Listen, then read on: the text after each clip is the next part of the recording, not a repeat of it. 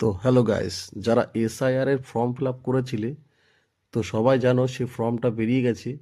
কাদের voter থেকে নাম কাটলো, কাদের ভোটার লিস্টে নাম উঠেছে। তো চলো আমি এই যে বের করছি, তোমরা একবার দেখে নাও কিভাবে বের করবা তোমরা। তো ভালো করে ফলো করো, আমি যেটা যেটা করছি সেটা সেটা করো। এই যে নিচে আমি ওয়েস্ট বেঙ্গল করে নিলাম, ফর্মটা বেরিয়ে আসলো। ওখানে ওই যে এপিক নম্বর, আমার যে ভোটার লিস্টের এপিক নম্বরটা দিয়ে দিচ্ছি।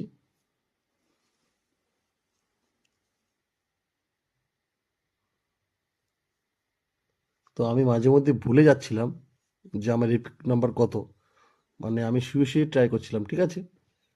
তো মনে করে করে আমি ট্রাই করছি। এখানে একটা নাম্বার ভুল হয়ে গেছিলো আমার, তো যথারীতি লাস্টে ঠিক করে দেবো। এই যে এপিক নাম্বার দেওয়া হয়ে গেছে।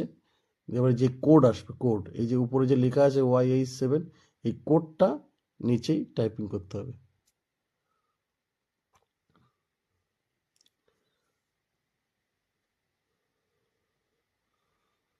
টাইপিং করতে করতে চেঞ্জ হয়ে গেছে, দেখেছো? মানে খুব অল্প টাইম থাকে। তো আমি সরিয়ে আমি আমার কোড দিয়ে দিলাম। এই দেখো নিচের নাম চলে এসে তন্ময় মাঝি। এই দেখো আমার এজ 29, মায়ের নাম, ডিটেলস, পার্ট নম্বর সব চলেছে। এখানে ভিউ ডিটেলসে আসলাম, এই দেখো পুরো তন্ময় মাঝি, মায়ের নাম সব দেখা যাচ্ছে।